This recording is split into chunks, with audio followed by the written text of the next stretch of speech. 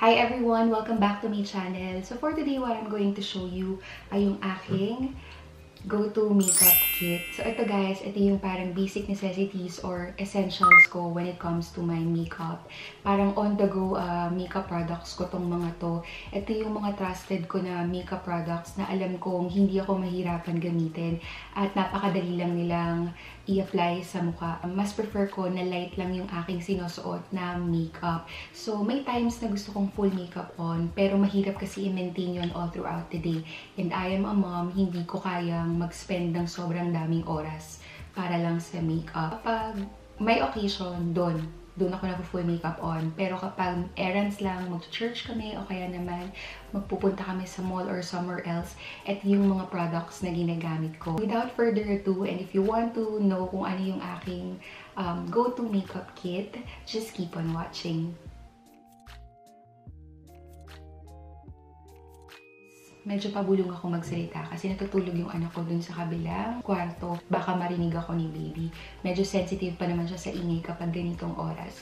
So going back na dito sa aking makeup kit, very convenient for me to. What I love about this is that nakikita ko yung mga products sa loob and saktong-sakto at swak na swak lang yung mga kailangan ko. Skincare na ako, nag-apply na ako ng moisturizer, serum, and of course, sunscreen. Napaka-importante guys ng skincare and never yung skip yung step na yun. Dito sa aking makeup kit, wala na akong primer and foundation. Just to let you know guys, yung ginagamit kong moisturizer, may glycerin na ingredients yun. And yung glycerin kasi guys, it helps na mag-grip yung makeup o yung i-apply nyo on top of your skin. So, hindi na ako gumagamit ng primer, ini-skip ko na siya. And for the foundation naman, hindi ko option na mag-foundation sa aking go-to makeup kasi yun nga, parang para sa akin, pag nag-foundation ako, parang full makeup on na yung labas nun. So, ang ginagamit ko na lang instead is a brightener na cream. So, para medyo mag-brighten up yung face ko, yun na lang yung ginagamit ko. This is the Magic Snow Cream from April Skin. This one, it claims to have whitening, brightening, anti-blemish, and deep moisturizing properties. Gusto ko dito is that kapag nag-a-apply ako nito, hindi siya mabigat sa feeling. Tapos, nababrighten up niya talaga yung face ko. Kaya hindi na ako gumagamit ng foundation. So, ganito lang karami yung ginagamit ko, guys. And then, ina-apply ko lang siya sa aking skin para lang siyang moisturizer. May scent pala to, guys. Medyo masculine yung scent nito or parang for men. Para siyang yung, kung familiar kayo dun sa Nivea na post-shaving balm, medyo ganun yung kanyang amoy. So, I'm just going to spread it and blend it using my clean fingers. And, ayan, para lang siyang moisturizer. So, as what you can see, ayan, nag-register siya sa camera. Makikita niyo yung difference ng aking skin tone from this side sa aking right or I guess sa left side niyo and dito sa aking left side. Makita niyo na mas maputi to kaysa dito. Yun yung ini-aim ko for my base.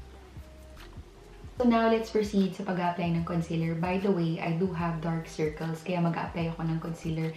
It's a must for me because, ayan, hindi maganda tignan yung aking under eyes. What I'm going to use is this Maybelline Instant Age Rewind.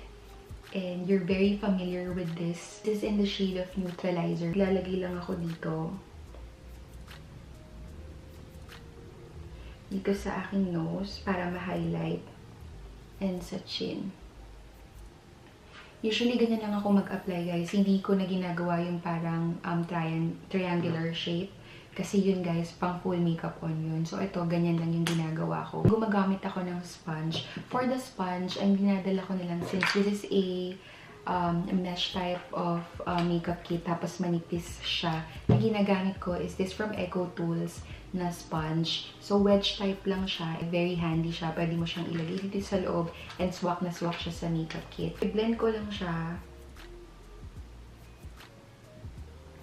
Pag go-to makeup naman ako, guys, hindi ko kailangan ng sobrang concealed na under eyes.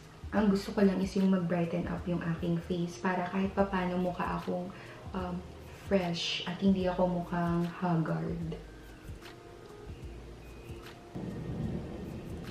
After blending my concealer, I'm going to proceed sa pag-apply ng aking bronzer. And this is a liquid bronzer. This is the Colorette na hindi ko alam kung anong tawag dito, kung bronzer ba to or pang contour. And this is in the shade of Jordan. I-apply ko na to dito sa aking cheeks.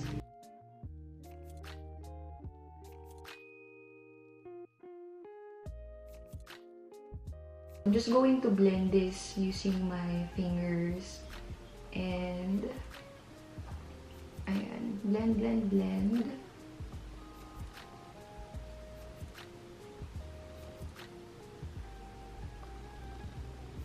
Alam niyo naman kapag mommy kayo, kailangan something na very convenient din sa inyo. Mahirap din kasi parating paggagamit kayo ng mga makeup tools.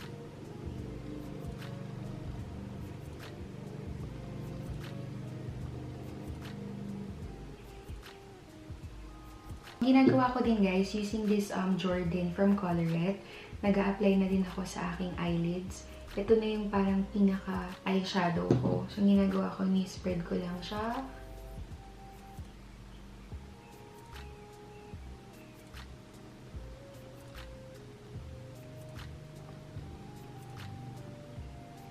What I'm going to apply next is my blush on. So, for my blush, dalawang products yung ginagamit ko kasi pinaghahalo ko sila.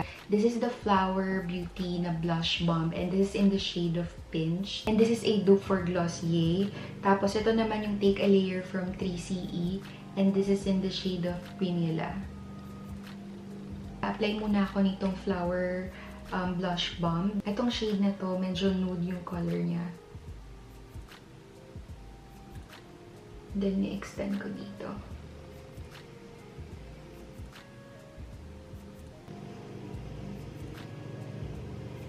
What I'm going to do next is with this Take a Layer na 3CE in the shade of Primula. Kukuha lang ako dito. And then, ganitong amount lang yung gagamitin ko kasi a little goes a long way for this. And I'm just going to tap it like that. So, dito lang ako sa center nag-focus.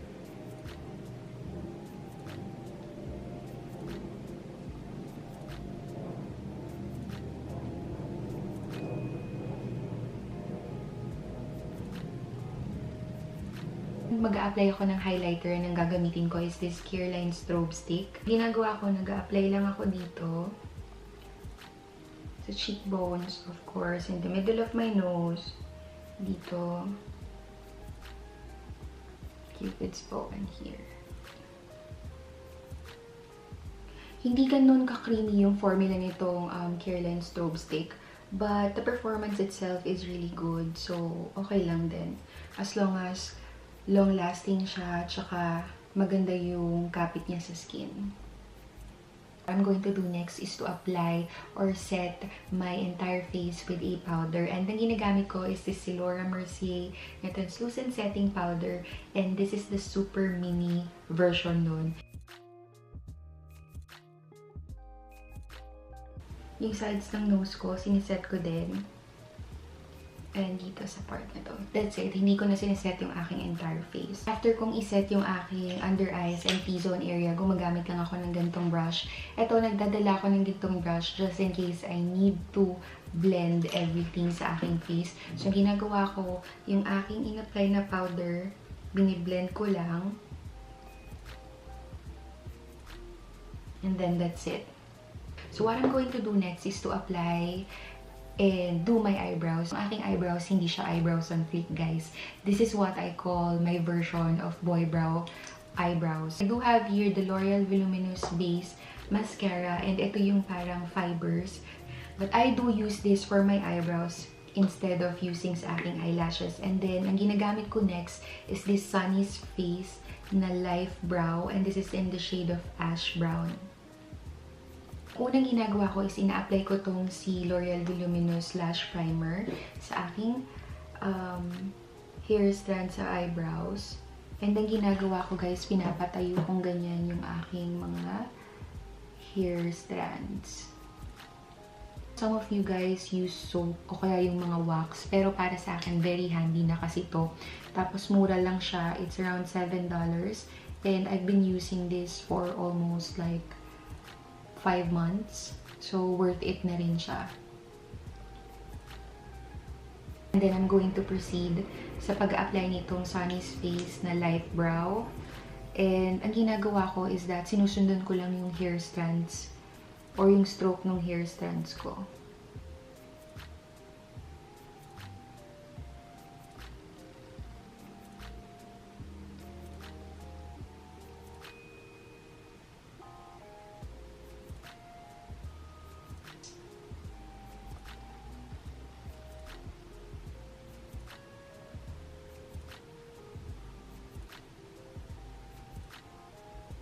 Ayan na guys yung aking eyebrows. Hindi siya ganun ka-precise, hindi siya ganun ka-on flick. But I'm after with the boy brow look. So, ngayon naman, after kong mag-apply ng aking eyebrows, doon na tayo sa aking eyelashes. Mag-a-apply lang ako ng aking trusted na mascara, which is this Maybelline Total Temptation na mascara. And I'm going to use my trusted eyelash curler.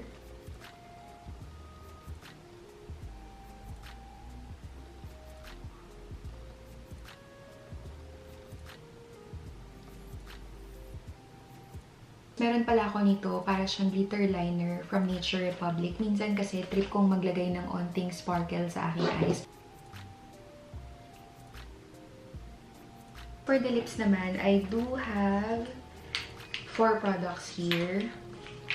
2 lipsticks, 1 lip balm, and 1 lip tint. So for the lip balm, meron ako nitong Sugar Advanced Therapy by Fresh. For my lip tint, I do have here the Take a Layer 3CE. And this is in the shade of Inside Mauve. And then, for my lippies, I do have here the Sunny's Face in the shade of Nudist and Girl Crush. Ayan. Itong si Nudist from Sunny's Face. Ganyan yung color niya, guys. Ayan. Ilalagay ko lang siya sa aking entire lips.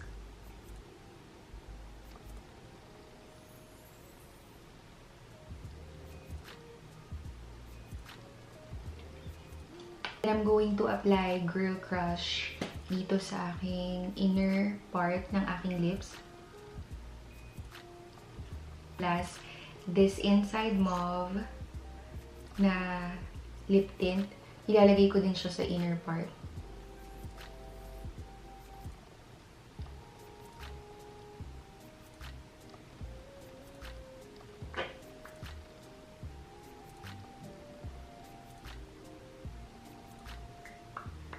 The last step is to set my entire face. So, it's up to you guys kung ano yung prefer nyong setting spray. But for me, I like extra dewy or medyo luminous yung itsura niya. So, I'm going to use this Tatcha Luminous Dewy Skin Mist.